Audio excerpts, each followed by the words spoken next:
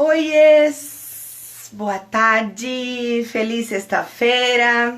Sextou com a minha 20ª live entre amigos. Feliz por tudo isso que a gente trocou, a gente aprendeu. E tantos amigos que me ajudaram a fazer essas lives, que foi muito bacana, né? Eu gostei de todos os temas que abordei aqui e faria até mais. Hoje o tema é muito legal, porque envolve a minha vida, envolve a vida da Gabi, que é a pediatra que eu convidei pra gente conversar, e envolve a vida de tantos grupos de mães, envolve a vida dos nossas primas, tias, vizinhas e tudo mais. A temática de hoje é pediatria, automedicação e maternidade. Por quê? Porque eu vejo tudo isso muito interligado, né? Desde quando a gente escolhe um pediatra na maternidade, que aí a gente vai mudando, a gente muda de cidade, como eu. Tive que abandonar um pouco a Paula, maravilhosa, no Campo Belo, em São Paulo, e vim pra Sorocaba e tive que encontrar uma pediatra de confiança.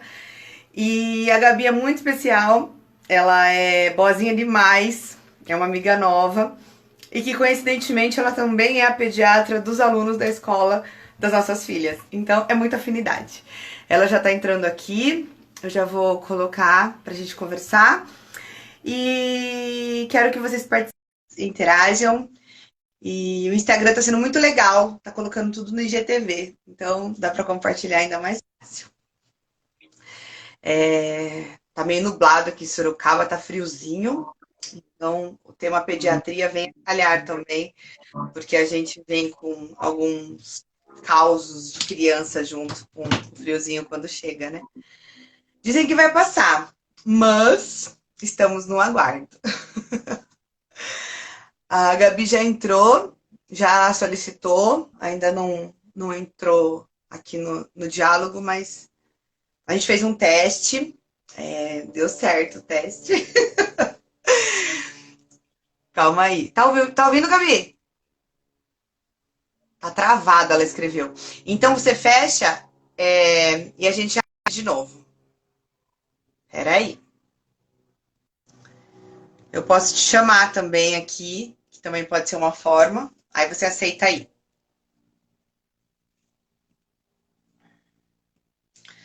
É engraçado, né? Porque às vezes é conexão, às vezes é o Instagram, às vezes é o sistema operacional. Mas amanhã eu vou fazer outra live, porque não deu certo o 1º de maio. Então o evento vai ser amanhã, que vai ser a última, no sábado. Gabi, entrou imagem. Tá pensando, mas já entrou. Só tá com a câmera invertida de trás. É muito legal, porque como é ao vivo, a gente faz teste antes, mas na hora a gente depende de várias condições tecnológicas para que tudo dê certo. Então, peraí. Não, não é sacanagem não, Gabi. Internet, Vivo, Claro, Net, Instagram, Android e Apple. Boicotam a gente mesmo, fica tranquila. Às vezes é normal. Fica tranquila. Como eu falei, muitas vezes, como foi o caso da Carol, da live que a gente vai fazer amanhã de novo, o problema era o aparelho, não conectou com o meu. E aí ela trocou de aparelho, a gente fez vários testes durante mais uns 3 dias, e aí ela percebeu que era a forma que o Instagram dela estava instalado. Então, gente, obrigada por quem está entrando. A temática hoje vai ser muito legal, com a Gabriela Abraão, pediatra aqui em Sorocaba. A gente só está esperando a boa vontade da conectividade, mas vai dar certo. Só tem que ter um pouco de paciência e perseverança. De novo, Gabi, tá entrando. Ai, Às vezes, amém. aí, ó, ouvi sua voz. Tá, ouviu Às meu... vezes, você tá me ouvindo, né? Tô. Às vezes também é muito aparelho ligado no mesmo Wi-Fi. Também dá esse tipo de interferência. Mas aqui eu costumo. Ah, do Caloba. A Roberta aqui também já falou do Caloba, que é essa questão da imunidade, né? Nossa, eu tenho vários temas aqui para falar em uma hora, mas muitos. Eu e a Gabi, a gente já fez um bate-papo para a gente alinhar os temas, mas eu recebi também vários pontos aqui. Se vocês quiserem ir adiantando dúvidas que vocês tenham sobre automedicação, assim já pode, tá? Olha, a Natália falou para você trocar de lugar na casa. De repente fica.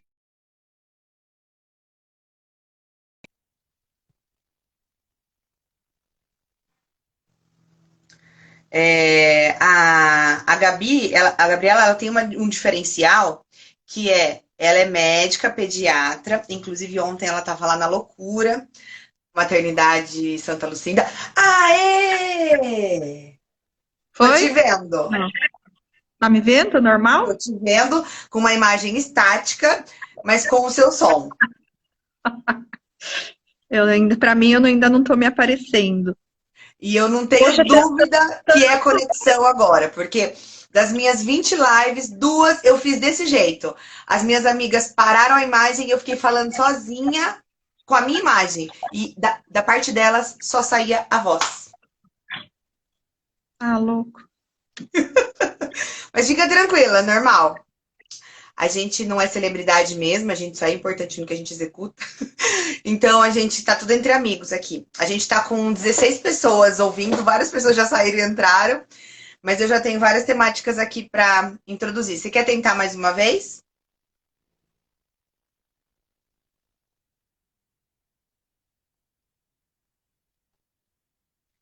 Eu vou te chamar. Aí,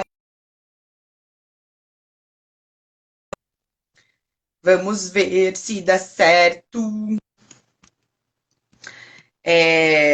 Foi muito louco eu ter feito isso, mas eu fiz e a gente continuou. Tanto na live do idioma inglês quanto de consciência. Deu certo! Deu. Maravilha! Tive que falar. Seja bem-vinda à sua primeira live estreia dessa pediatra linda, fofa, querida. Quero te agradecer muitíssimo por ter aceito esse bate-papo. É um tema que as pessoas têm alguns tabus de conversar, por ser tema médico e falar em live, falar de modo informal. A gente vai tomar muito cuidado com isso, fiquem tranquilos. Mas eu queria que você se apresentasse e aí a gente manda ver em tanto assunto que tem para falar hoje.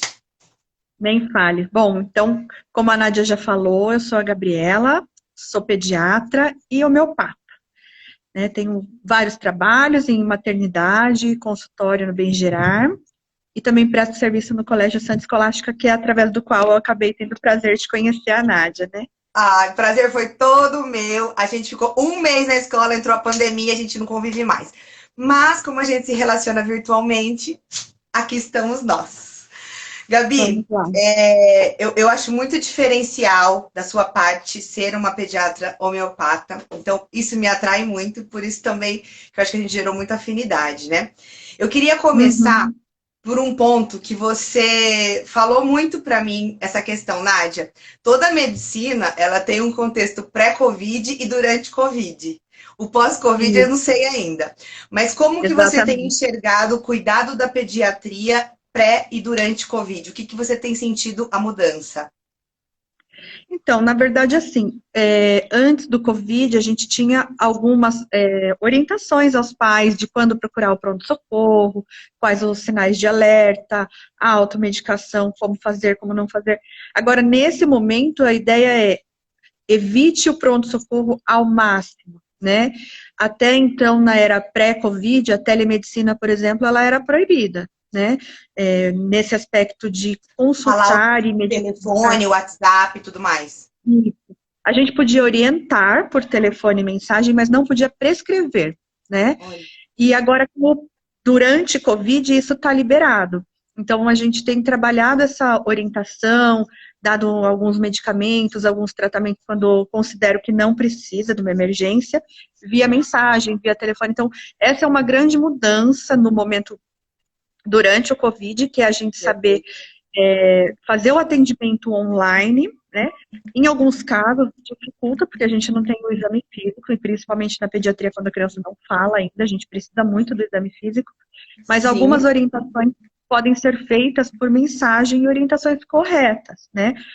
para o momento de pandemia, é uma coisa muito importante, porque as mães não querem sair de casa para levar as crianças em hospital, em pronto-socorro.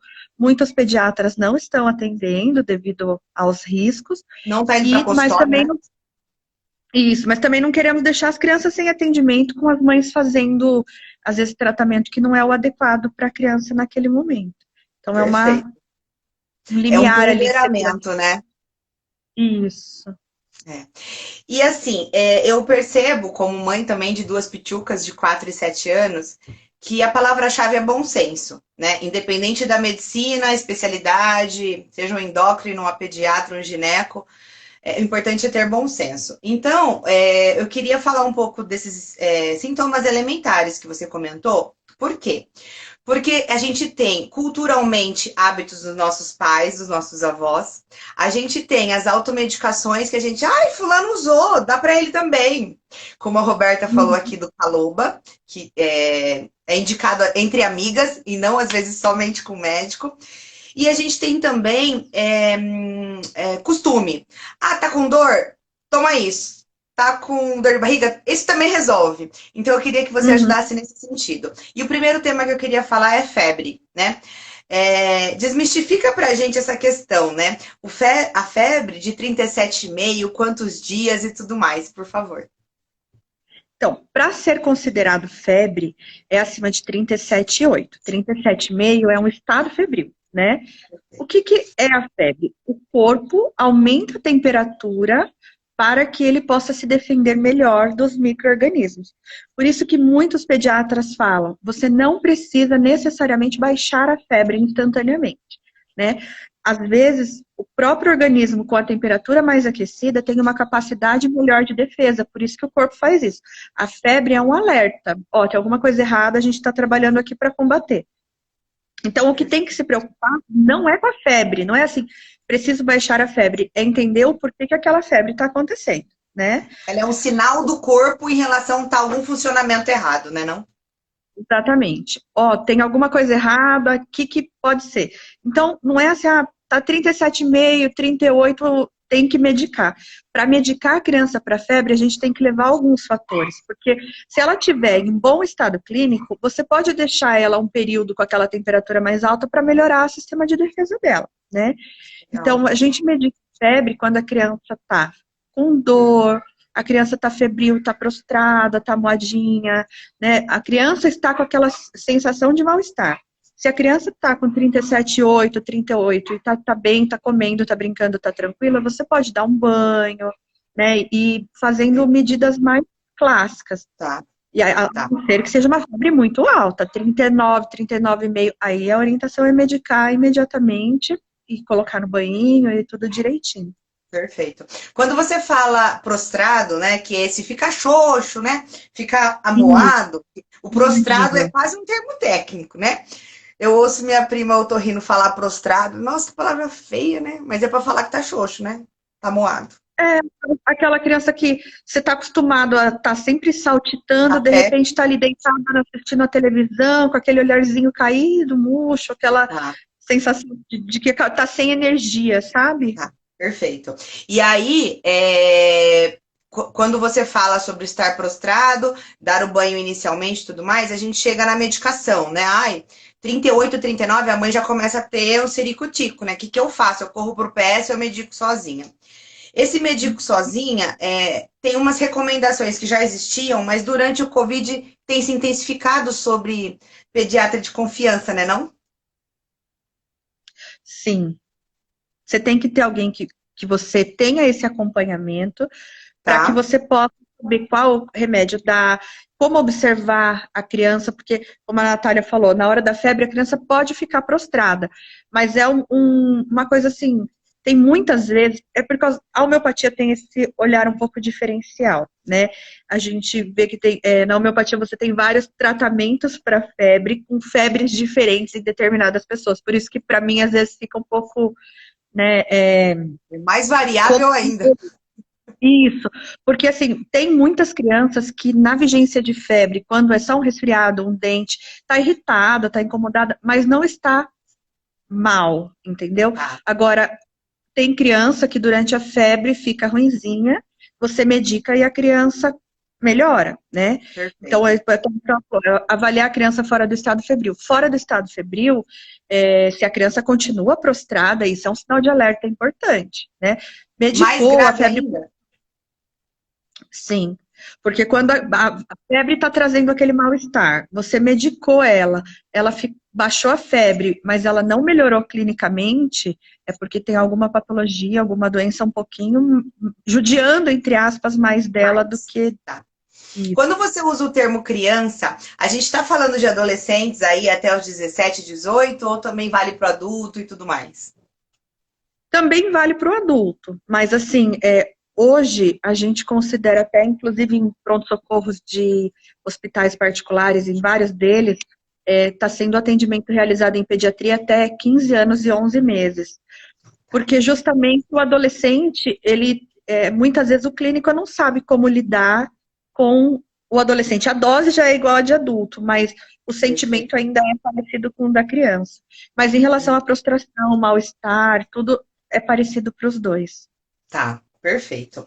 Bom, aí vamos lá na medicação, né? Quando as minhas pitucas eram bebezinhas, tacava o Alivium, né? Por quê? Porque Alivium 100 rolava. Aí a Laís nasceu, resolveu que tinha um problema ali de alergia. Aí vamos trocar, vamos usar Novalgina quando tiver febre, né?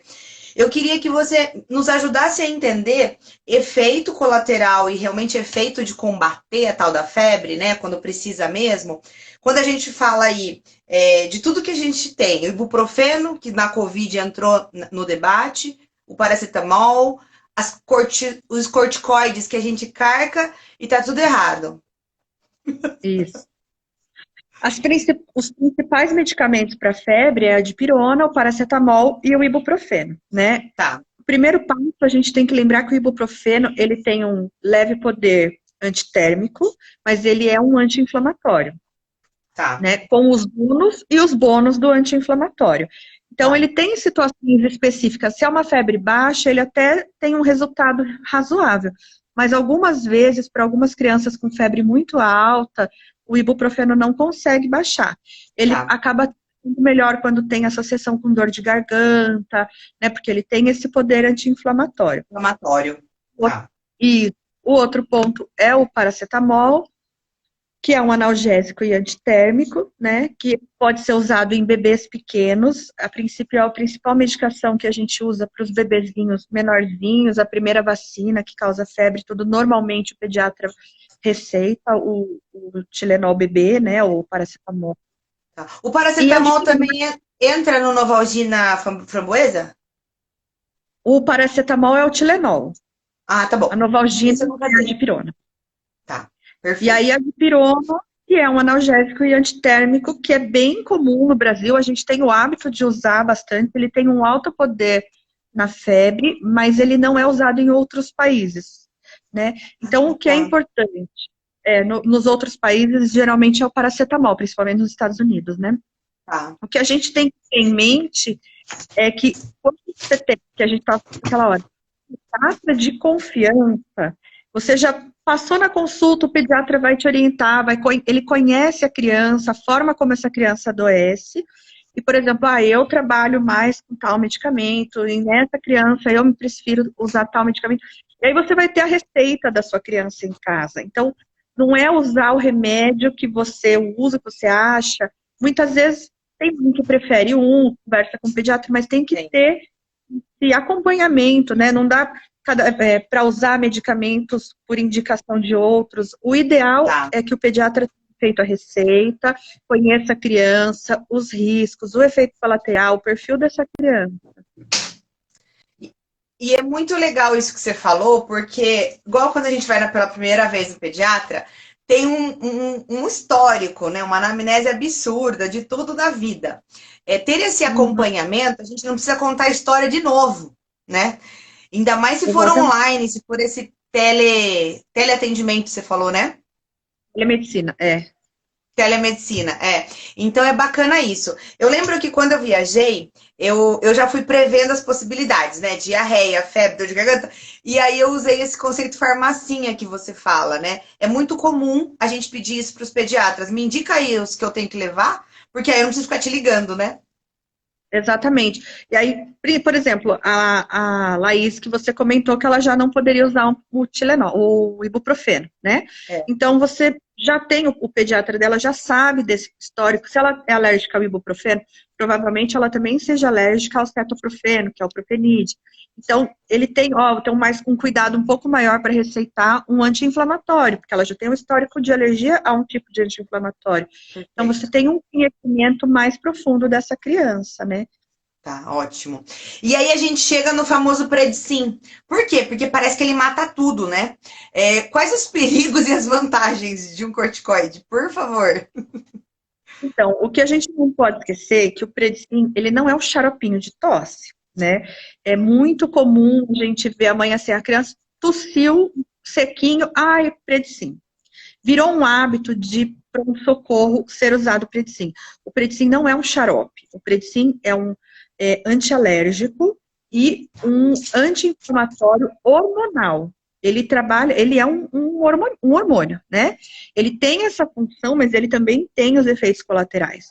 Quando usado em grande escala, em repetidas vezes, ele pode fazer síndrome de Cushing, que é uma doença com alterações hormonais importantes. Então, precisa ter esse alerta, né? Tá, Vai na emergência, tossindo seco, o pediatra vai dar Predsim. Na próxima, tossiu seco, Predsim. Tossiu seco, Predsim.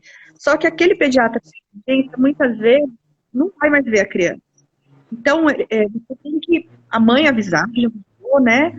E assim, tentar evitar o uso, a automedicação do Predsim, que é uma coisa muito importante. Então, perfeito. assim, o Predsim, numa crise de asma, ele é extremamente benéfico, né? O corticoide em si, numa crise de asma, outros corticoides numa laringite, faringite, que tem aquela tosse ladra, né? Aquela tosse de cachorro, também é extremamente benéfico. Tá. Mas, para tossinha de resfriado, ele tem mais efeito colateral do que benefício. Do que Então, cura. é um medicamento muito importante quando bem indicado, Tá, né? perfeito. É um medicamento que pode ser usado a qualquer momento, repetidas vezes, né? Crianças asmáticas, elas costumam usar muito o Predsim, porque cada vez que Tá. tem crise, vai no pronto-socorro, o médico do pronto-socorro, ele não está preocupado com o antes e com o depois, ele está preocupado com agora, porque aquela criança está tendo uma crise de asma, ela pode morrer se ela não for tratada, né? Sim, pelo amor Então, de o que é Deus. muito importante? A criança tem crises de asma, né, o broncoespasmo recorrentes, a gente tem que tratar a prevenção das crises, para que ela não precise ir no pronto-socorro e acabar sendo medicada com o Predsim, né? Você tem Perfeito. bombinha, tem tratamento homeopático, tem algumas coisas que podem ser propostas para tentar evitar que a criança vá até o pronto-socorro e necessite usar o corticoide toda vez que ela vai. Tá. Aproveitando a linha do corticoide, abrindo esse parênteses para a homeopatia, como que a homeopatia ataca nessa questão da imunidade, na prevenção? E fazendo um paralelo já com o Caloba, né? Como que você entende todo esse mecanismo da gente começar a blindar, né? Desde o primeiro ano, 4 anos, o que for, para começar. O Caloba, na verdade, ele é um fitoterápico, Tá. tem muitos pediatras que gostam de trabalhar com ele, muitas crianças têm uma resposta bem legal. Na verdade, se você pegar em bula, ele é um tratamento para ser usado na vigência de uma infecção respiratória. Não tem Ah, muitos estudos que durante. falem na prevenção. Tá, Começa a secar, né? Nada não tem problema. Pede água aí para Maria Laura. óbvio, assim, aqui. E então, assim, lembrando que ele é um fitoterápico, que muitas vezes ele ajuda.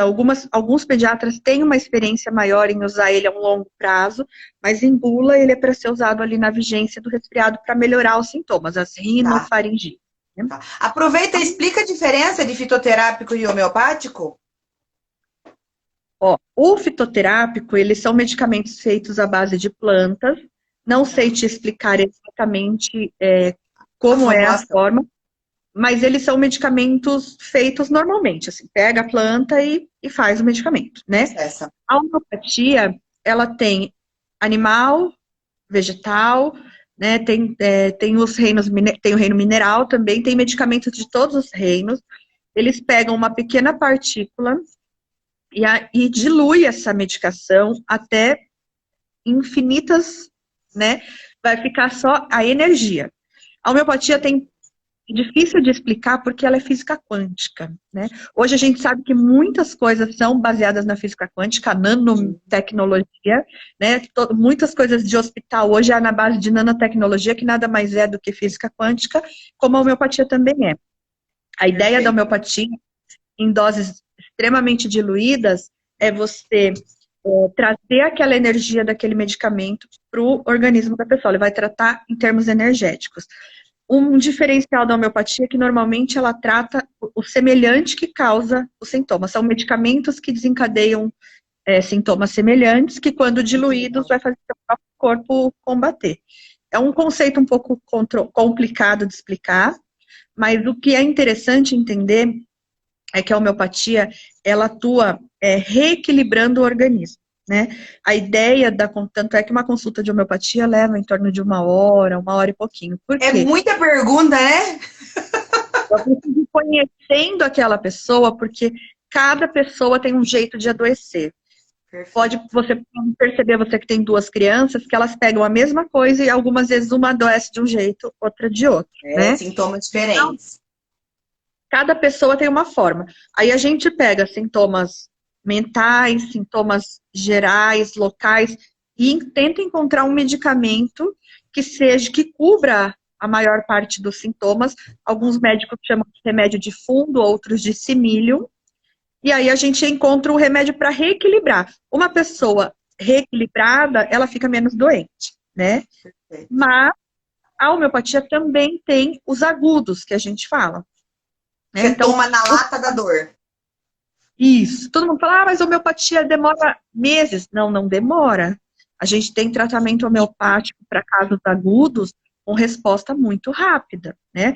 Até urticária, enxaqueca. A gente tem várias propostas de tratamento que é interessante. Sem usar alopatia e que cura. Não precisa de meses. Exatamente. E aí a gente pega os principais sintomas, por exemplo, tosse. Como é a tosse, que horas piora, que horas melhora, o que vem junto com a tosse, como que a pessoa se comporta no período da tosse. Escolha um medicamento, ela vai usar por alguns dias e normalmente tem uma resposta bem interessante. Né? Até para secreção, secreção é clara, é escura, acontece mais de manhã, mais de tarde, vem acompanhada disso, acompanhada daquilo, então são fatores importantes para se analisar. Né? E eu percebo que homeopatia, eu amo, eu uso, né? Até a última consulta que a gente fez, você já deu um monte, assim, para já deixar aqui. Mas tem um ponto importante que é a fabricação, né? É muito legal seguir a indicação do pediatra, porque ele tem experiência com determinadas farmácias de manipulação, farmácias de homeopatia, não é isso? Isso. Na verdade, assim, às vezes as pessoas acham que a gente até é comissionado pela farmácia. Tem. Ai, vai ganhar uma porcentagem da venda. Amigo, deu R$17, né? Uma pena que eu não peguei essa era da indústria farmacêutica tentar, né, beneficiar o médico. A gente tem parcerias no sentido de confiança no medicamento, Perfeito. Né? Para trazer o melhor custo-benefício para o paciente. E parceria, assim, uma farmácia que eu sei que se eu pedir de manhã vai me entregar até a hora do almoço, por causa dessas urgências. Legal. Então, é importante que o farmacêutico da farmácia tenha formação homeopática, porque é um medicamento muito difícil de fazer, ele precisa ser diluído, às vezes, centenas de vezes, então o farmacêutico não pode ser qualquer farmácia, tem que ser uma farmácia que o farmacêutico trabalhe realmente com homeopatia, né? Perfeito. E para isso, por isso que a gente às vezes acaba indicando custo-benefício, de preço e qualidade. Qualidade, né? Perfeito. A Natália perguntou aqui quanto tempo para melhorar os sintomas, né? Por exemplo, uma tosse. Tomo hoje, vai curar em quantas horas ou dias? Depende muito da resposta do organismo, né? A gente tem é muito complexo, assim, mas tem uma linha de capacidade de se reequilibrar, energia vital. Criança tem uma energia vital lá em cima. Então, criança tem uma resposta muito rápida. Às vezes a gente chama de plush, mas não é bem assim. A gente põe as gotinhas e vai dando para a criança tomar ao longo do dia. E às vezes nas primeiras horas a tosse já melhora em grande quantidade. Legal. Idoso tem uma energia vital muito baixa. Então, idoso, o tratamento costuma ser devagar. Perfeito. Aí, beleza, fizemos esse parênteses aqui da febre em relação à resistência e homeopatia. Vamos voltar para outro tema, que é o segundo que eu queria falar, que são os traumas. As quedas da cama, os trupicos e tudo mais. Ah, não, desculpa. Antes disso, na febre, minha mãe colocava álcool com paninho na minha testa. É mito? É verdade? Baixa? Na verdade, o álcool, ele baixa, né? Mas ele tem os perigos disso. Por quê? O álcool, ele evapora muito rápido. Então, quando ele evapora muito rápido, ele puxa o calor rápido demais. Então, isso não é interessante. Pode até fazer hipotermia, mal-estar, né? Pode fazer compressas, mas compressas com água não gelada, né? E trocando aquelas compressinhas. Coloca a criança na banheira com aguinha morna, não gelada também, porque você não Tá, pode ter um pico de temperatura muito rápida. Se você colocar a perfeito. criança numa banheira gelada, ou fazer uma compressa gelada, ou colocar um álcool, a temperatura da criança vai baixar muito rápido, e isso vai gerar um mal-estar, Essa né? compressa que você falou que não gelada tem que ser uma natural da torneira, pode ser na toalha, na Pode ser borracha na mesmo, que é a toalha, então bolsa. pega uma água um pouco mais morninha, sabe? Tá, mais morninha, mas nunca gelada. Gelada não. Perfeito. E ainda falando de febre, a Natália falou aqui, né? E se dá paracetamol agora, daqui 8 horas dá um ibuprofeno, daqui 8 horas dá um dipirona, né? Isso tem mais efeito? Faz sentido fazer isso? Então, na verdade, o que tem um hábito muito comum é recomendarem, na verdade, de 4 em 4, né? Então, às Tá? vezes, o pediatra diz assim, tomou dipirona agora, daqui 4 horas já está sentindo mal de novo e tem febre de novo, você pode usar o paracetamol. Aí toma dipirona, daqui 4 horas, paracetamol. Era um hábito muito comum de se fazer antes. Então, em vez de Tá. deixar de ser de 6 ou de 8 em 8, fazia a cada 4 horas, intercalando os medicamentos. No ativo. Ah, tá bom. Então é comum e recomendado. Não, Quando não, tá na grave. verdade é comum, mas não é recomendado. Tá? O Não. ideal é não ter esse intercalado. Opa! O ideal é fazer outras medidas quando necessário, a não ser que a febre não cesse, aí você vai conversar com o pediatra da criança para ver qual a real necessidade de se fazer isso. Mas Fazer não isso. é para usar isso como Combinado. hábito em casa. Perfeito. Muito obrigada. Isso também era uma prática que eu ouvia. A Natália lembrou bem. Aí vamos falar de trauma. Existe o mito ou verdade que quando a gente tem uma queda da criança de bater a cabeça, não pode dormir. Então, isso é um ponto, mas que tipo de medida dá para se automedicar numa queda? O gelo, o que for, as coisas de simpatia. E quando que realmente é hora de correr para o PS, independente de estarmos em momento de Covid? Sim. O gelo é sempre indicado por causa para diminuir edema, né? Sempre quando a criança está bem, assim, para Tá, não inchar muito, fazer um galo tão grande, então pode fazer o gelo, não tem problema. tá. O que acontece? Você vai ter que analisar o grau do trauma. Foi um trauma leve, foi um trauma grave. A criança caiu da própria altura, caiu da cama, caiu da cadeira, é uma coisa. Uma queda do muro, do telhado, que às vezes está empinando pipa. É muito comum a gente pegar esse tipo de trauma. Já é uma coisa mais Jesus grave. amado, corta meu coração, cair de telhado. Eu não tenho noção das coisas que a gente vê. Já tem noção. Mas o que é Ai, importante? meu Por que Deus. eu digo para não dormir? Não é o ato de dormir em si que vai ter alguma consequência. O problema é, a principal observação que a gente tem que ter é o nível de consciência, né? A gente precisa observar como está a consciência dessa criança. Ela está responsiva, ela está ativa, ela está consciente, ela está lúcida, está orientada no tempo, no espaço que a gente fala. Então é uma coisa, é o principal fator que a gente tem que observar. E aí, quando a criança dorme, você não sabe se ela está dormindo ou se ela está rebaixada, se ela está com o nível de consciência lá embaixo. Né? Tá. Principalmente os pais não têm muita experiência para fazer os outros testes. Então é Nenhuma. importante, no princípio, observe essa criança acordada. Tá. Quais são os fatores que devem ser observados quando a criança tem um trauma? O nível de consciência, que a gente acabou de falar, né? Marcha, criança que já anda, tá andando normal, ou tá andando meio de lado, ou tá andando meio pouquinho. Então, teve alteração de marcha, é importante levar ao pronto-socorro. né? Entendi. Vômito. O vômito é um fator importante, porém, você tem que pensar em duas coisas. A criança que bate a cabeça e tem um vômito em jato, aquele vômito tipo, ela vomita. O vômito da hipertensão intracraniana, que é o que a gente pensa quando tem um trauma, ele é um vômito quase que sem náuseas, e a criança vomita em jato. Ou a criança caiu, acordou, chorou, tossiu e vomitou. É outra coisa. Porque Porque aí é tem um muita processo disso tudo estar criando o vômito para sair, né? Tá. É, porque o vômito do trauma, ele é um vômito um pouco menos florido, né? Assim, no sentido de a criança tá pálida, tá com mal-estar, vomita. Ou ela tá chorando, tá nervosa, tá falando que tá doendo, tá assustada, e aí tosse e vomita. Porque tem muitas Ne- crianças que têm o Nesse, hábito de vomitar mas quando nesse tosse. primeiro caso tem que correr. Tem que correr. A criança caiu, tá meio zonza, meio esquisita, começa a vomitar, sim, tem que correr. Agora, você já conhece seu filho, você sabe que quando ele cai, ele chora muito, ele tem o hábito de vomitar. O resto tá tudo bem, até dá para observar. Não vai sair correndo Ah, disparado com a criança. tá. Então, Agora, eu queria te perguntar um negócio, porque você é uma pediatra também de PS, né? Você tá ali no dia a dia, né? Eu já frequentei uns PS, assim, especialmente em São Paulo, aqui eu nunca precisei. Que a minha maior, ela furou aqui, né? Tipo, bateu no vidro e tal. Imagine uma mãe louca chegando no hospital com uma criança cheia de sangue. Eu quero ultrapassar todos, não importa se tem 18 na fila. Como que é essa, especialmente quando eu falo de traumas, né? Como que é essa triagem em relação a eu entender que é uma urgência e a menina da recepção fala, pode esperar, você é 18ª, tipo, não tá grave.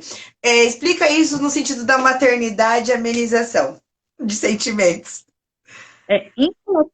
Na parte médica, isso é um treinamento hospitalar. O ideal é que o hospital tenha triagem e o enfermeiro treinado, ele consegue te dizer, né, ó, isso é uma prioridade, isso não é. Então, quando o médico está na emergência, ele já recebe as senhas na ordem, não é o médico que escolhe, é o próprio sistema. Então, o enfermeiro cadastrou aquela criança como prioridade, ela vai ser a próxima a ser chamada. Né? Tá, Tem uma diferença entre emergência e urgência, né? tá. Emergência é aquela coisa assim, vida ou morte é uma coisa rápida, tem que ser feito agora porque está correndo risco. Emergência. A urgência é uma coisa que tem que ser feito rápido, mas não precisa ser, dá para esperar um pouquinho. E aí, aquele Entendi. famoso amarelo, verde, vermelho, As etc., que o pessoal tem. pulseirinhas dos hospitais, né? Agora, como mãe, eu falo que Que assim, você bem é. quando é com o nosso filho, as coisas não funcionam desse jeito. Eu falo que muitas vezes, quando é com a minha, a pediatra sai do corpo e deixa só a mãe, né? Graças a Deus que trauma, a Maria Laura é boa, mas quando é com o nosso filho, a gente perde um pouco da razão, né? Fica sempre a emoção. Então, o importante é você tentar, tipo, peraí, olha para a criança. É realmente tão grave? É uma coisa tão desesperadora? O corte assusta, porque tá sangrando, você não sabe a profundidade daquilo, né? Mas assim, às Sim. vezes tá com diarreia, às vezes tá com vômito, às vezes tá com febre. Às vezes é muito comum a mãe chegar com a criança no pronto-socorro com febre, né? Às vezes a gente até brinca que parece que elas levam com febre para tentar passar mais rápido, né? Mas Vai na dar uma verdade maciadinha. não, porque assim, elas, às vezes a mãe acha que se ela medicar a criança em casa e a criança chegar lá sem febre, vão dar menos importância para ela, né? E aí leva o Vamos com coitadinho ela lá quente. com aquele mal-estar que tá, né? E assim, porém, a gente não pode, assim, esquecer que a febre deixa a criança com mal-estar. Na triagem, você vai contar que ela teve febre, você não precisa necessariamente levar o coitadinho com Fala com febre até o febre. socorro, né? A Pega criança, essa, mamãe. quando eu trabalhava no PA, era muito comum a mãe falar assim, viu, mas eu sou prioridade, meu filho tá com febre. Aí você olha assim, a sala de espera tem 30 crianças com febre, né? Todas estão O com meu filho febre. É tem fogo, né? prioridade para mim, né? Então a gente tem que se pôr Sim. no lugar do outro, né? Às vezes o seu tá com febre, mas tá com gripe, o outro tá com febre e suspeita de meningite. Então, são coisas, né? Então, como mãe, o negócio é para, respira. Olha, clinicamente está bem, a criança está conversando, está interagindo, não está... Vamos lá, vamos Tá. esperar, vamos encontrar o pronto-socorro, né? Confiar que tenha sido feita uma triagem adequada para poder fazer o tratamento à ordem correta. Agora, a Roseli colocou aqui do febre, porque é uma coisa que, quando eu comecei a prestar serviço lá no colégio, a gente trabalhou bastante isso nelas, porque a criança às vezes estava com 37,3, 37,4, as tias já ficam desesperadas, Liga pra angustiadas. mãe! Tô trabalhando o psicológico delas, É, assim, ao longo de é. 1 ano e meio que eu tô lá, para poder, tipo, calma, medica com a receita que tem do pediatra da criança, liga para a mãe, passa os sintomas e aguarda, a gente não precisa Perfeito. se desesperar. A não ser no caso, por exemplo, tem uma criança que tem a convulsão febril, aí é um outro Parte. caminho. É. Mas abrindo outro parênteses que você abriu agora de escola, não é todo mundo que tem um pediatra assim numa escola. É obrigatório, não, né? Não, esse é um Não, projeto que a gente foi e fez maravilhoso. um Tá. projeto Olha principalmente. quem entrou, a pediatra Paula Borelli, que era a pediatra das minhas filhas em São Paulo. Olha que honra, minhas duas pediatras. Olha só. Bom, eu queria muito falar sobre essa questão de escola, porque eu tenho aqui a Roberta, que ela é também professora de escola, e eu sempre falo sobre isso com ela, né? A escola tem um receio de ficar com a criança com febre, e aí ela já liga para buscar, ou você acha que com você, né? Você tá ali junto na escola, no Centro Escolástica, existe sim o limite que ela pode atuar, e a partir deste, nos 10 minutos seguintes, ela vai ligar para buscar. Então, na verdade, isso acho que vai muito do perfil de escola para escola, né? Tá? Tem algumas escolas que eu sei que deixa a criança ficar normalmente, tem algumas escolas que barram na porta, a criança tá com febre, teve febre, não entra, Sim. mas ali a gente tenta achar o equilíbrio, né? A gente sabe que muitas mães levam a criança para a escola porque não tem com quem deixar, tá trabalhando, mas o que que acontece? Tem dois problemas, né, entre aspas, no sentido da febre. Primeiro, que a criança com febre é sinal que provavelmente ela está com um quadro infeccioso, que pode estar Tá. começando, mas ela já está transmitindo. Então, quando você leva o seu filho para a escola com febre, a chance dele contaminar outras crianças é grande, né? Então, é isso que a gente sempre trabalha com as mães. Às vezes é uma roséola, porque a roséola, o que que acontece? A criança fica 3 dias com febre e não aparece mais nada. No quarto dia pinta o corpo inteiro. No outro dia, o outro amiguinho, 3 dias com febre. Então acaba virando, né, um contágio muito Caminhando, né? grande. E Meu, um eu vou outro, falar isso, eu vou falar um negócio agora. Ó, mães que estão aí, que a gente tá com 24. Mandem esse aviãozinho para as mães amigas, porque a gente vai precisar compartilhar essa informação. Por quê? Porque a gente acha que a febre, a gente tratando o sintoma, a gente toca trabalhar, deixa a criança lá. E a gente tem que ter essa consciência no sentido de que a febre é uma reação corporal. Então, o que a Gabi está dizendo é justamente o pedido para que você vá retirar a criança é proteger o coletivo. É quase igual o coronavírus não sair de casa. Não é só para o seu, é para todo mundo, né? exatamente. E tem um outro porém, né, Nádia? A criança febril, normalmente, ela está doente, né? Quando você está doente, o que que você quer? Chá e cama. Não tem aquela coisa que a gente brinca que Cama. resfria a soro no nariz, chá e cama. Então, uma criança doentinha, às vezes está amuada, prostrada com dor. Por mais que as tias tenham o maior carinho, o maior cuidado, se dediquem, que a criança vai ficar ali naquele mal-estar. Às vezes medica, baixa a febre, mas a criança não quer comer, ela tá precisando de um acolhimento, de um carinho e de um cuidado, de um repouso, né? Fora que, assim, quando você está combatendo um vírus que seja, o seu organismo está todo focado em combater aquele bichinho. A chance do outro amiguinho que começou alguma coisa, mas está assintomático, passar para o seu também. Então, é isso que a Você gente tá mais trabalhava muito com as aberto. mães.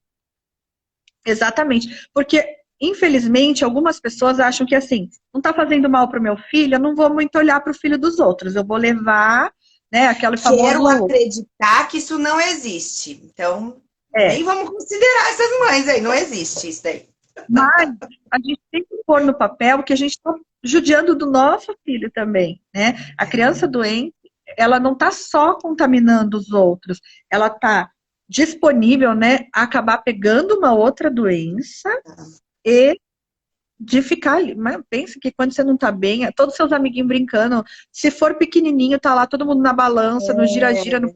Nem fale. tipo, eu queria estar no caminho da minha mãe, né? Então a Você tem criança toda a doente, razão. É. hidratação, Mas eu vou te falar a vida real. Como paulistana, há 2 anos atrás, e fiquei 15 anos lá, a doutora Paula me acompanhou bem, assim. Era neurótico, eu não conseguia ficar com a minha filha porque eu precisava ir pro banco. Pelo amor de Deus, fica com ela, né? Hoje, como consultora de marketing, com uma vida mais na linha da empreendedorismo, eu tenho mais tempo, eu não penso duas vezes. Só que eu demorei uma maturidade absurda de anos para entender. Quem trabalha em fábrica, como aqui em Sorocaba é comum, depende do bater o ponto. SLT, a percepção é diferente, né, Gabi? é que assim, a gente vive as duas balanças, é o que eu sempre comento lá no Sempre colégio. viram. E a gente tem mães que moram, a família mora em outra cidade, mães que trabalham Verdade. em outra cidade, mães que trabalham em empresa que não pode sair. Então, apesar da gente entender a dificuldade das mães em relação a isso, o recomendado é que a criança fique de repouso, né? Como mãe, eu entendo as dificuldades. Eu falo, graças a Deus eu tenho minha família aqui pertinho, então qualquer coisa que eu Nossa, nem precise falha.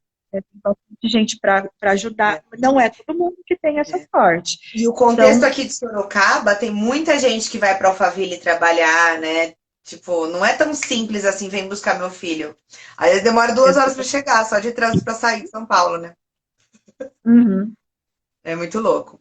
Bom, aí a gente falou dos traumas, das quedas. Eu queria falar de dor. Assim, na idade da Isis, de 7, 8 anos, eu percebo muito essa questão. Ai, tô com dor de cabeça. Aí dá um remedinho, passa dor de cabeça. Às vezes pode ser à vista, pode ser dor mesmo, né? Mas como que você vê o melhor comportamento da nossa maternidade em relação a tratar dor, que depois são recorrentes, mas periodicamente, sabe? E a gente vai Então, dando remédio. primeira coisa é identificar, né? Por que que essa criança está tendo dor? Algumas vezes é o que você falou, tá com algum distúrbio visual, algum grau de miopia, alguma coisa assim. E aí essa criança força a visão na escola e acaba tendo dor. Né? Dor de barriga, às vezes alguma intolerância alimentar, a criança come sempre, e aí tem uma distensão com gases, tem dor de barriga. Tem a famosa dor no crescimento, que tem dor nas pernas, principalmente à noite, que é comum também. Então, assim, identificar de onde está vindo essa dor. E a gente não pode esquecer da dor emocional. Ela não é que ela dói menos, ela dói tanto quanto, mas o fator desencadeante é outro. Algumas crianças têm a necessidade de queixar-se de dor para receber atenção, né? E Entendi. precisa ser monitorar isso, porque em algum lugar ela está precisando de alguma coisa. Então, assim, a criança todo dia tem dor de cabeça, mas você percebe que ela tem dor de cabeça quando acontece alguma coisa, ou tem dor de cabeça quando ela está emocionalmente fragilizada. Então, é um perfil de tratamento. Ah, não, ela tem dor de cabeça todo dia depois da escola. É outro perfil. Uma coisa que a gente não podemos esquecer, que criança tem enxaqueca, tá? É uma coisa Tá. que é muito pouco valorizada, mas Por que elas acontece. têm enxaqueca? Eu tive durante 10 anos da minha vida. Às vezes a criança tem enxaqueca como doença mesmo, uma predisposição Tá. a ter crise de enxaqueca. Então, quando você vai fazer a história clínica, né, os maiorzinhos que conseguem referir, eles contam aquela enxaqueca clássica. Eu dormi, acordei já com a dor de cabeça era aqui, ela pulsa, melhora quando eu deito, melhora quando eu deito, piora com barulho, piora com luz. Então, a gente, putz, tá tendo crise sempre, é uma crise de enxaqueca, então precisa tratar essa enxaqueca. Medicar. A gente conhece um pouco dos nossos filhos, né? Então, assim, é uma dor mesmo, é uma enxaqueca, você não vai deixar a criança com dor. É uma dor emocional, tá querendo tentar acolher ela da forma entender, né? Abraço e carinho muitas vezes tira bastante dor. Fazer um chazinho de alguma coisa que a criança está acostumada, às vezes uma compressinha em algum lugar que está com dor. Eu acho que muitas vezes a dor melhora muito ao se sentir acolhido, no caso da pediatria. Não, quando a criança está realmente doente, precisando. Mas essas vezes dorzinha, né? Aquela coisinha que eles têm uma queixa um pouco mais. Você vê que é mais um Pontual, né? famoso, vale a pena tentar Então, acolher. você sabe que isso também é um tapa na cara, no sentido de que a criança, do 0 aos 15 anos e 11 meses, a gente às vezes julga que é frescura, né? Ai, tá com manha, deixa aí, né? Com a rotina, o dia a dia, especialmente quando você tem mais de um filho, assim, né? Porque aí vai por osmose a dor, inclusive. Mas é muito importante dar atenção, porque às vezes a gente deixa passar uma, duas, três vezes e de repente é um ponto importante a ser tratado, né? Uhum. São dois pontos diferentes, assim. A atenção no sentido físico, né? Tipo, poxa, essa criança está tendo a mesma dor de cabeça, com clínica parecida, vamos investigar uma enxaqueca? Ah, tá tendo dor Sim, de barriga, a barriga distende. Poxa, será que não é uma intolerância à lactose? Tá tendo gases, mal-estar. Então, você vê na clínica mesmo, e o atenção no sentido de, será que ela está precisando de alguma coisa que eu, como mãe, como pai, não estou conseguindo suprir? o Né? que Ter um tal, diálogo mais filha? aberto, né? Tipo, tentar ter um diálogo aberto, tentar acolher. Eu acho que essa quarentena é uma coisa que muita gente está conseguindo enxergar isso, tipo, o quanto muitos pais não conheciam profundamente seus filhos, né? O quanto essas crianças às vezes estão em casa com a família, mas perdidas em relação a carinho, a acolhimento. A gente acha que está dando, mas não está dando o quanto essa criança precisa. Às vezes por desconhecimento. Você não sabia que tinha espaço para dar mais, né? Você não conhecia todos os hábitos dela, toda a alimentação que ela tinha na escola e ela vem com preferências, porque você passou os últimos 3, 4 anos com uma criança numa escola integral. Então, está sendo um reaprendizado de humano, né? Como humano. Exatamente. A rotina das famílias hoje em dia, principalmente os homens que me perdoem, mas das mulheres, né? As mulheres têm multifunções. Hoje, graças a Deus, os pais têm feito melhor o seu papel. Hoje, Tá a maior melhorando muito. melhoraram bastante. A maior parte dos pais hoje dividem a casa, os pais ajudam, os pais cuidam, fazem, né, essa divisão, mas infelizmente não é todo lar que é assim. E querendo ou não, por melhor que o pai seja, ele pode ser o pai que dá banho, o pai que dá comida, o pai que cuida, o pai que divide, faz todas as atividades junto. A sobrecarga da mulher de responsabilidade em relação à cria é enorme, né? A gente tem uma responsabilidade maior do que o pai em relação a isso. Então, a gente trabalha o dia todo, aí chega, tem que organizar tudo, organizar a casa, organizar a criança, e ainda ter um tempo de qualidade com os nossos filhos. E Sim, muitas vezes sabe que aquela mulher, aquele homem como pai, estão exaustos, né? Então, ao mesmo tempo que a gente tem que trabalhar isso, que a gente precisa ter esse tempo com os nossos filhos, a gente tem que entender a dificuldade no dia a dia de cada um. O que é importante a perfeito. gente pensar é que o tempo, ele não precisa ser grande, ele tem que ter boa qualidade. Então, uma coisa que a gente trabalha muito assim, você não precisa ficar o dia todo com seu filho, você não precisa abrir mão da sua carreira se você não quiser, mas se você quiser também tá tudo ok, né? Mas se você não quer Sim. abrir mão da sua carreira, você não precisa, mas, eu tenho 1 hora por dia para ficar com meu filho. Aquela 1 hora por dia é do seu filho. Aquela 1 hora por dia você vai brincar, você vai cuidar, você vai ver o que que a criança gosta, conversar, dialogar, viver para aquela criança. Eu tenho 1 hora por dia para ficar com meu filho, mas nessa hora ele está assistindo desenho, estou no celular. Então Não são teve a hora, coisas. né? Complicado. Eu queria muito ressaltar uma coisa que você falou. Eu, desde sempre, assim, faz 7 anos que eu sou mãe da primeira, né? E eu abomino a palavra ajuda, né? E alguns amigos que trabalhavam comigo no banco gostavam de me cutucar, na Petrópolis também, né? Nos diziam, ai, hoje eu ajudei minha mulher. Falei, ajudou em quê? Porque os dois trabalham 8, 12 horas, os dois têm filhos, os dois têm salário, você está ajudando? Não, não, você está fazendo a sua obrigação como pai, né? Porque a mulher é progenitora. Ela já está no psicológico ligado a essa criança. E vem falar de ajuda? Não, ninguém ajuda ninguém, não, amigo. A gente tem duas responsabilidades, pelo menos, sendo separados ou seja, sendo casados. Então, eu costumo não usar essa palavra de ajudar, porque eu acho que o papel é igual. Exatamente. Salvo quando algumas mulheres optam por ser dolar, que hoje em dia ainda existe, né? Muitas. Então, aí é diferente. Por quê? Porque ela está dedicada full time para a criança, né? E olha, a gente falou pra caramba, a gente tem 4 minutos. E eu queria muito que você falasse de compressas. Por quê? Porque é uma dúvida que as pessoas sempre têm. Ah, minha filha tá com dor de barriga, compressa quente ou compressa gelada? Ai, bateu a cabeça, compressa. Sabe essas coisas assim do dia a dia que parece que tem que dar um Google? Explica um pouquinho os efeitos da água quente, água morna, água fria, por favor. Na verdade, assim, basicamente o que é quente restringe, o que é quente dilata, o que é frio contrai, né? Então, por Tá, exemplo, trauma, batida, hematoma, você vai fazer compressa fria para poder diminuir o inchaço. perfeito. Vacina, Cortou o compressa braço fria. sangrando? Compressa fria, porque o quente vai dilatar o vaso, vai sangrar mais. Tá. Vacina, compressa fria, porque o quente vai dilatar a região.